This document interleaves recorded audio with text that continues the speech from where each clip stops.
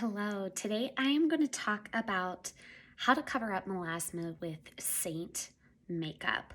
I know melasma has haunted me for years since I guess I developed it in between both my pregnancies, and I've had it ever since. I'll say great skincare has really helped it, but during the summertime, it's inevitable. Heat, sun, stress, no matter how much I cover up, no matter how much sunscreen, all of it, hormones induce it, all of it. So I really was in a search to find a way that I could really kind of camouflage or mask the spots that make me feel self-conscious. And at my all-time high when I had melasma, I literally could see people's faces go across my face and just scan instead of talk to me by looking at me in my eyeballs. And I was ashamed. I layered upon layered makeup until I found some great skincare. I started using Rodan & Field's skincare 7.5 years ago, and it's really helped maintain and diminish as much as possible, and I loved it. But I still felt that during summer times or certain times, I could definitely see my melasma popping through. And just to give you some perspective, melasma is its own little breed, and I can be out in the sun for 2 or 3 minutes or out in the heat for 2 or 3 minutes, and my melasma pops through. It's that quick and that intense. So I just learned a couple different techniques and tips with Seint Skincare. It's a one compact, your entire face right here in this palette, no layering. Now, with melasma, we have a little bit different skin issues, so there is just a teeny bit of layering. So I'm going to use 2 different colors today that I have not used before but was recommended. I've used other colors, other highlight colors that have absolutely masked it. But today I'm gonna dip into a bronzer and I'm gonna dip into a contour, and we're going to experiment with this together because I think that there's a lot of women out there in the same boat. So what we're going to do is we're gonna do the bronzer first over here on this side and then contour over here on this side. And I'm just taking one of my brushes and we're gonna go super light, and I'm just barely dabbing it into the bronzer, okay? Like you can see, hardly any on it.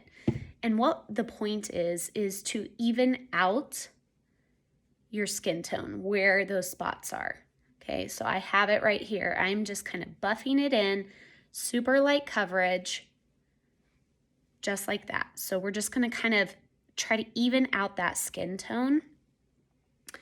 And I have some up on my forehead, you can totally tell right here. We're gonna do Walnut Contour. So there's a couple different contour colors depending on the color of your melasma or dark spots. And you can do the exact same thing. So you can see my melasma is like right in this area. So we're just gonna kind of buff gently and try to just really even out that skin tone in that area, okay? And I'm gonna take the same walnut up on my forehead, and it's just kind of like in this outline of a box, okay? And right above my eyebrows is usually where I get it. Sometimes I will get it around my lips. At the moment, I'm not. Okay, so I'm just gonna let that kind of warm up to my skin. So now I'm just gonna go into my contour, which for me, I'm using Astoria today. The thing about these colors is they're all customizable to your skin tone. So what I'm using today may not be the correct colors for you outside of covering up melasma.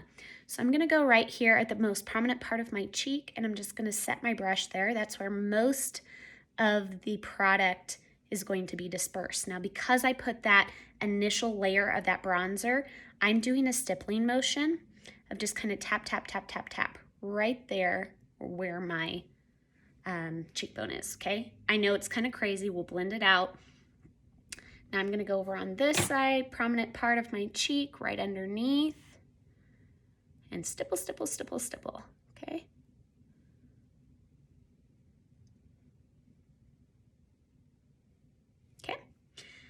Same thing up here on my forehead. I'm going to dab, dab, dab, dab, dab with my contour. I'm just really enhancing the natural shadows of my face, okay? So again, I'm still stippling, and I'm just pulling it down a little bit further, okay? Just like that. You can take some down the back side of your jaw and inwards if you really want to carve out your jawline, okay? And now I'm going to go into my main shade. This is my main highlight shade. And again, it doesn't take much product at all. I'm just barely dabbing. It's really going to give you that second skin look. It's normal to see your pores. It's normal to see your skin, okay? The intention of this Seint makeup is really to just accentuate your natural beauty, okay? So I'm gonna really take this main shade and all the other areas that don't have colors placed there. I'm leaving this part out because I'm gonna add a brightening highlight there. And I'm just coming up and I'm going to dab in that same area wherever the contour wasn't. And I'm just gonna kind of blend those two together, okay? It's as simple as that. I'm just gonna take this and soften that line, okay? Both top. I'm gonna take, let's see, I'm gonna color correct my eyes just a little bit. So I'm gonna take a darker shade of my highlight and I'm just gonna pop just a teeny bit in there where there's a little bit of dark circle. Again, we don't wanna have to layer, right? We don't have to worry about creasing and all of that. So now I'm just gonna go in, I'm gonna dab on a little bit of my brightening highlight. I like to look like I'm awake. Okay, so super simple like that. I might just add a little bit here and a teeny bit down my nose and on my Cupid's bow, okay? And now, since that's all warmed up, I'm gonna go ahead and let this warm up to my eyes and we're gonna move to cheek. One of my most favorite cheek colors right now, and don't let this scare you, but it's black cherry. Look how dark that is. You guys, these are highly pigmented, but don't be as scared of these colors. This is a gloss. So I'm gonna take my blend brush and I'm gonna dab into that black cherry. Okay, you can see it. Oh, it's so gorgeous. And I'm gonna come right above that contour line, okay? Right above, and I'm just gonna gently kind of stipple and pull that back. Oh my goodness, isn't that gorgeous? Same thing over here. Super pretty.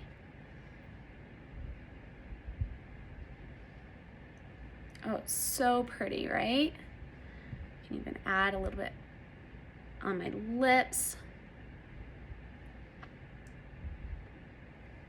Look how pretty that is. Okay, I'm gonna go back in with my blend brush. We're gonna take that down the side of my nose and underneath any excess up on my eyelids so I can prime it. Okay, same thing. I like to contour my nose last. So that's all there, right? I'm gonna take that detail hack brush that I applied my contour with, and I'm just gonna barely dab it into that contour.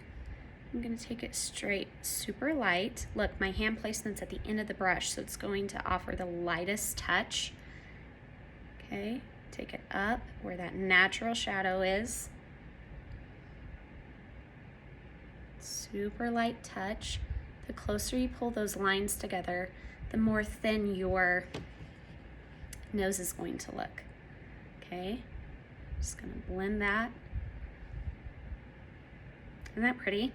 I'm gonna have a little bit of bronzer because I love bronzer, so I'm gonna come to the high points of my face and just add a little bit of sun-kissed glow. It's super light. Bronzer is definitely not pigmented like the other colors, okay? So I'm just kind of taking that bronzer. So pretty. Because I love the bronzer so much, I'm gonna use it as my eyeshadow today. So I'm gonna just dip in with my eyeshadow brush, and because I have hooded lids, I'm going a little bit higher than that crease, okay? And I have this feathery hold right here. So I'm taking any excess down on the lid. Just super simple, light, out the door makeup look.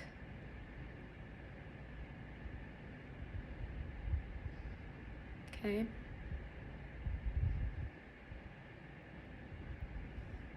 Super simple.